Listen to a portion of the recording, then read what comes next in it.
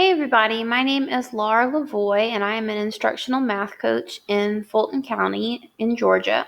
I know there was a lot of conversation about how workstations or center rotations can be structured in your classroom, and there were several people that commented on the way that I did it, and so I thought it would be easiest to just make a quick video to kind of explain it versus just sharing the worksheet and then not knowing really how to handle it. So the way our math block is structured is there 70 minutes. The first 5 to 10 minutes are dedicated to a number talk. Then you have a 10 to 15 minute mini lesson, and the remainder of the math block is spent in workstations with the teacher doing small group instruction.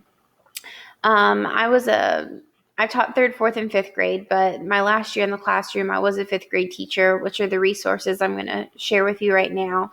And hopefully this can help you get things organized in your classroom, or maybe just give you a different way to think about it. So the way that I approached it, I would make a math workstations kind of checklist, and I would always make it for 2 weeks at a time because there's nothing worse than having to come up with all new activities every week. So 2 weeks at a time, but my stations always stayed very consistent. So math journals were something that we utilized, and so they had 3 days a week they had to do one, and I found with my kids it helped keep them more accountable if they could shade in the boxes after they completed it. It was also nice too because if you had a kid that was absent one day, when they came back, and we were getting into math workstations, they'd realize, oh, I have another box that's empty, so I need to go find Wednesday's math journal, or I need to go back to Monday. So the kids were really good about self-regulating that piece. We are also very lucky in Fulton County that our students have one-to-one devices. So if you don't have that, yours would definitely look a little bit different. But if you are lucky enough to have that or have a lot of technology in your classroom, I would definitely recommend utilizing that and maybe creating a station like this. Splash Math was a website that I really enjoyed using with my students. And so I would pick maybe a spiral review skill, something we'd already covered, but I just wanted to keep them practicing the skill, or it could be a current skill depending on how you wanted to structure that. But I would kind of pick out 4 different activities that they would need to work on. Again, that would span those 2 weeks. And then we do have a program that's mandatory that everybody uses in the county. It's changed now to iReady Math, but at the time when this workstation was created, again, my last year in the classroom, the adaptive technology was called Redbird. And same thing like with the math journals, my students really had to monitor that themselves because teachers have so much going on. It's hard to track who got exactly 45 minutes or who's only at 50 minutes and you need 60. So I taught my students how to go in and track how much time they had been on in the different programs.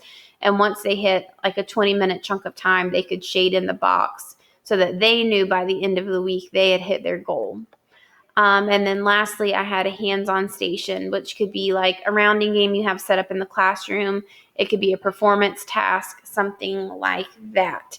So that was the way that I did my workstations. And then on the back, I had a sheet that kind of helped the kids know, like, this is a grade. These are activities that need to be completed. But I also wanted to make sure that kids actually had opportunities to finish all of the activities by the end of the 2 weeks, because you are also pulling them into your small group.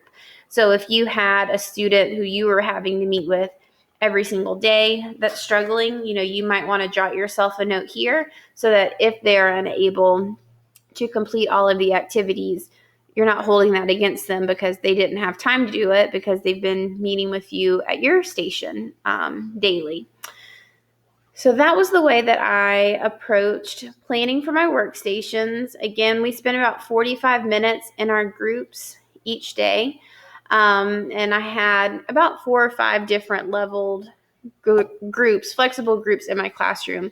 But with trying to hit about 3 groups a day, I saw my lowest group of students daily.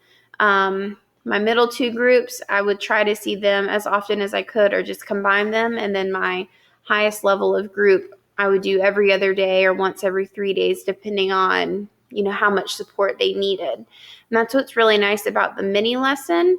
The mini lesson only being 10 to 15 minutes. Every student in the classroom is getting exposed to what your daily skill is for that day. And then when you're pulling them into your small group time, you're reviewing that same skill, but you're able to do it with a smaller group of students. So they're able to get more one-on-one time with you. And last thing that I mentioned in my post was, instead of using a timer to count down at my station from 15 minutes or 20 minutes, whatever we were working at that day, when the timer goes off and it dings, it distracts everybody in the classroom and they feel like I have to stop what I'm doing and move on to the next task.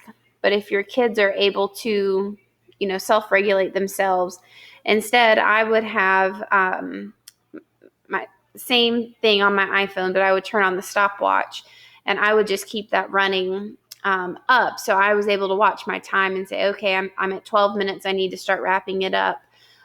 Because I only have until 15 minutes for the station today. And that way there was no dinging, no buzzing, because the kids that are working on workstations here aren't necessarily moving from one spot in the room to the next.